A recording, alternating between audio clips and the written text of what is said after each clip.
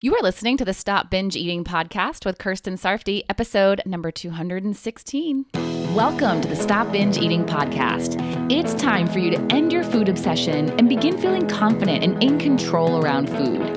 You are absolutely capable of eliminating binge eating from your life, and I'm going to show you how by giving you simple tools and insights that you can apply in your own life.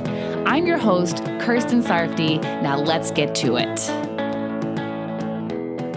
Hi, today I'm going to talk to you about preparing to fail, because let's be realistic, it's probably going to happen. Now, let me be clear. Failing at stopping binge eating isn't going to happen. I have no doubt that you will succeed at that. But when you're working on stopping binge eating, you are going to fail along the way. And this is normal and part of the process. It's normal to binge when you're working on stopping binge eating. It is highly unlikely that you're going to decide to work on it, immediately learn everything you need to know, and be perfect at not binging right away.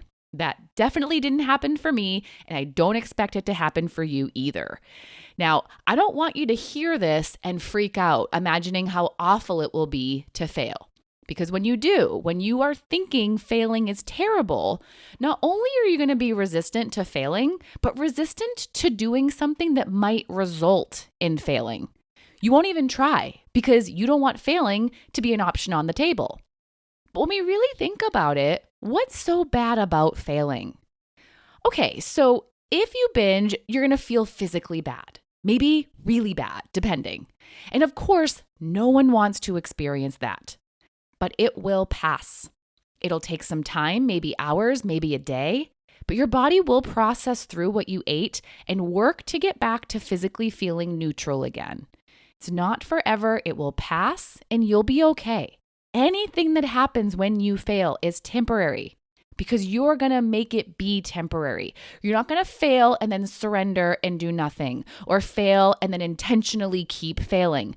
You're going to get back up and try again, or in some cases, move on to something else that might work for you. Like if you've tried different diets to stop binge eating and you keep failing at stopping, you get yourself back up and move on to a new method, like my Stop Binge Eating program, for example, and get to work on that. When you fail, there will be next steps. But what a lot of people don't consider is what those next steps are. They just imagine the devastating fail, and that's it. They also might imagine it and then think that it's over. They can't do it. They're a failure. And they might also imagine it and think about all the feelings they'll feel, the disappointment, sadness, shame, frustration, and others. And here's the thing. Those thoughts and feelings might happen. But again, they'll be temporary because you're not going to allow yourself to just wallow in them. You're not going to just let your mind swirl around in negativity forever, repeating the same thoughts over and over that create the same negative feelings over and over. You're going to allow the feelings at first, let them happen, and then you're going to get to work on changing how you think about your failure and yourself and your future. And this is where the fail plan comes in. You don't have to wait until you fail to figure out how you're going to handle the fail. You can decide that right now. And when you do, it can help ease your resistance to it. So often people are like, if I fail, I'm going to feel so embarrassed. And then that's the end of the story. But it doesn't have to be the end, and it's actually not. Embarrassment isn't the end. There's more. So let's decide what that more is going to look like.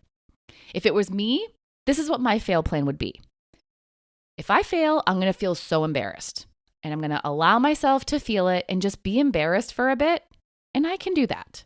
Then I'm going to do some thought work to move out of embarrassment and feel accepting of what happened. I can forgive my mistake and see it as just part of the process and work on not making it mean anything about me as a person. So in that example, I'm planning for what I'll do with my embarrassment. Getting to that end part feels so relieving, and I'm showing myself that there will be a light at the end of the fail, at the end of the embarrassment. That feels so much better than just saying, I'll feel so embarrassed, and that's it. And here's another example, a fail plan for a binge. If I binge, I'm going to feel physically awful, but I'll be okay because that will pass. My body will be okay. And I'll probably also start thinking that I'll never be able to stop binge eating because that's what I usually think after I binge. My belief in myself drops way down. And if that happens, I'm going to encourage myself to keep going.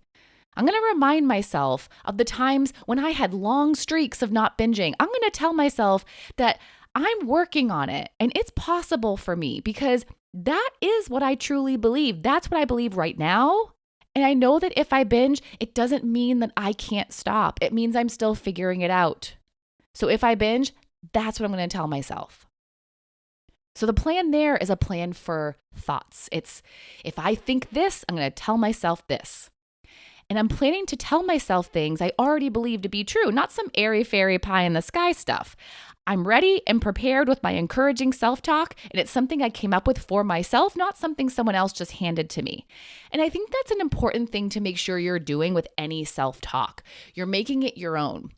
When I offer thoughts to my group members, which I sometimes do, I encourage them to make them feel authentic to them. So switch out the words, say it in a different way, whatever feels right. You don't always have to take my thoughts or anyone else's word for word. I mean, you absolutely can.